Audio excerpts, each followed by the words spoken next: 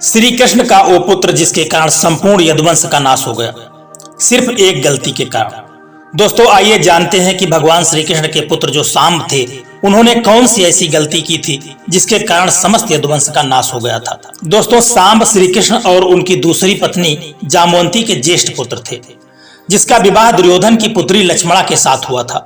जब महाभारत का युद्ध समाप्त हुआ तो गांधारी ने श्री कृष्ण को इसका दोषी मानते हुए यदुकुल के नाश होने का श्राप दे दिया, जिसे भगवान श्री कृष्ण ने सहर्ष स्वीकार कर लिया। उन्होंने ये भी कहा कि समय आने पर वे और बलराम स्वयं यदुकुल का नाश कर देंगे। हालांकि किसी ने उस समय यह नहीं सोचा था कि कृष्ण के कुल का नाश अपने उनके पुत्र सांब के कारण होगा। महाभारत को समाप्त हुए 36 साल बीत चुके थे। एक बार की बात है कि महर्षि दुर्वासा और अन्य ऋषि द्वारिका को पधारे। ऋषियों का इतना बड़ा झुंड देख करके सांब और उनके मित्रों ने उनसे ठिठोली करने की सोची। उन्होंने सांब को एक स्त्री के रूप में सजाया और उसका मुख ढक करके महर्षि दुर्वासा के पास ले गए। उन्होंने महर्षि दुर्वासा को प्रणाम करके उनसे कहा कि हे महर्षि, हमारी यह सखी गर्भवती है।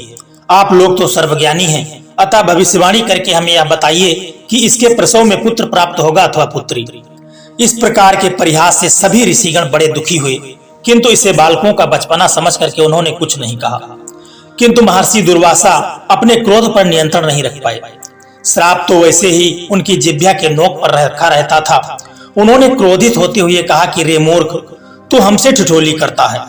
जा तेरी इस सखी के गर्भ से एक मूसल का प्रसव होगा और उसी मूसल से समस्त यदुकुल का नाश हो जाएगा। महर्षि दुर्वासा का यह श्राप सुन करके सभी लोग भय के मारे वहां से भाग गए। अभी वे थोड़ी ही दूर गए थे कि सांब को प्रसव की पीड़ा शुरू हो गई और उसने वहीं मार्ग में एक विशाल मूसल को उत्पन्न किया। सभी अत्यंत भयभीत होकर के उस मूसल को लेकर के भगवान श्री कृष्ण के पास पहुंचे और उन्हें सारी घटना के बारे में सच सच बता दिया। जब श्री कृष्ण और बलराम ने ऐसा सुना तो अत्यंत दुखी हुए। कृष्ण समझ गए कि यदुकुल के नाश और उसके बलराम के निर्वाण का समय आ पहुंचा है। जब महाराज उग्रसेन ने यह सुना तो उन्होंने आज्ञा दी कि इस मूसल को चूर्ण करके समुद्र के किनारे फुकवा दिया जाए, ताकि इससे किसी प्रकार का खतरा न हो सके भविष्य में। कृष्ण तो सब जानते थे, वे तो हर घट में वास करते हैं और पल पल की खबर वे रखते हैं। उन्हें पहले से ही पता था, किंतु उन्होंने कुछ भी नहीं कहा। उग्रसेन के आदेश के अनुसार उस मूसल को चूर्ण कर दिया गया और समुद्र के किनारे फेंकवा दिया गया। उस चूर्ण से मनुष्यों की ऊंचाई जितनी घास उगाई। उस समय तो द्वारिका के जो लोग थे वे बड़े आश्चर्यचकित हुए कि रेत में यह घास कैसे उग सकती है। किंतु कुछ दिनों में लोग इस बात को पूरी तरह से भूल चुके थे। कुछ समय के बाद प्रभास तीर्थ के उत्सव के लिए समस्त यादवगण समुद्र के किनारे जब इकट्ठा हुए तो वहां वाद विवाद करते हुए वे सभी मदिरा का सेवन करने लगे। कृष्ण और बलराम ने उन्हें बहुत समझाया कि उन्हें मदिरा पान नहीं करना चाहिए, किंतु किसी ने उनकी एक भी बात नहीं सुनी। दोनों समझ गए कि दैव योग आ चुका है, इसी कारण वे दोनों उस भीड़ से अलग होकर के दूर जाकर के बैठ गए। मदिरा के मद में सात्विकी ने कृतवर्मा का मजाक उड़ाते हुए कहा कि ये देखो, ये वो महानुभाव हैं जो महाभारत के युद्ध में कौरवों की ओर से लड़े थे। और तो और ये इतने बड़े महारथी कि रात्रि के अंधेरे में छल पूर्वक इन्होंने पांडवों के वध में अश्वत्थामा का साथ दिया था। इस प्रकार भी आज ये निर्लज्ज की तरह यहाँ हमारे समक्ष बैठे हैं।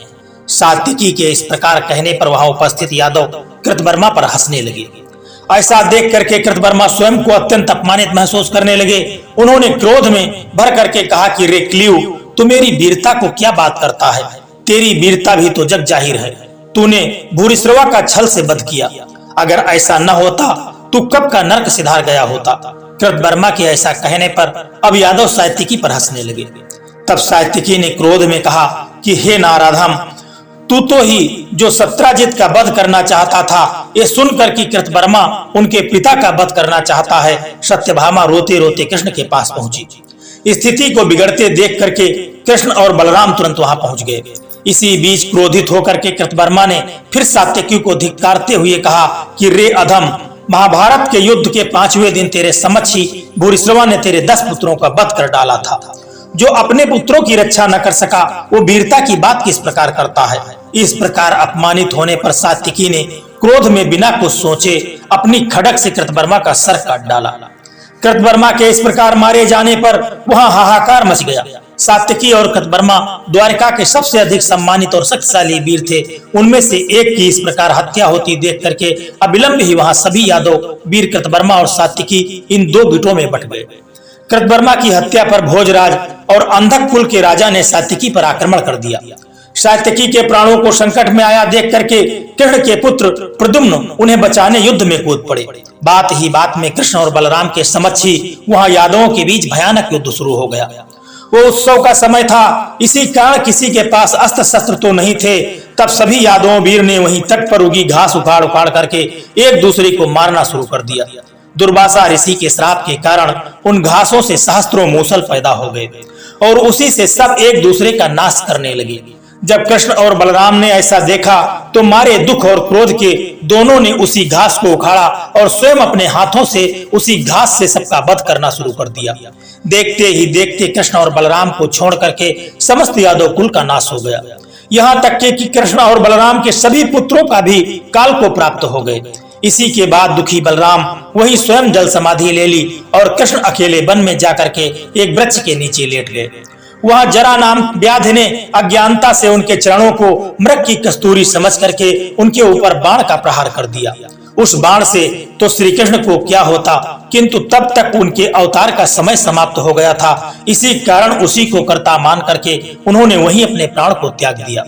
इस प्रकार सांब के एक परिहास ने पूरे यदुवंश का नाश करवा दिया। दोस्तों, इसीलिए कहते हैं कि व्यक्ति को किसी का परिहास नहीं करना चाहिए, क्योंकि एक परिहास ने सारे यादव वंश को नष्ट कर दिया था। दोस्तों, इस कहानी से हमें दो तरह की शिक्षाएं मिलती हैं। सबसे पहली शिक्षा हमें यह मिलती है कि चाहे मनुष्य हो या देवता हो, सबको अपनी करनी का फल भोगना पड़ता है। और दूसरी शिक्षा यह मिलती है कि किसी भी व्यक्ति का परिहास नहीं करना चाहिए, क्योंकि एक बार किया हुआ परिहास समस्त कुल का नाश करवा सकता है। दोस्तों, यह कहानी आपको कैसी लगी है, एक प्यारा सा कमेंट करके जरूर बताना। और वीडियो यदि आपको पसंद आया है तो वीडियो को एक लाइक करके और चैनल को सब्सक्राइब करने की भी कृपा कर देना। जय श्री कृष्णा, राधे राधे।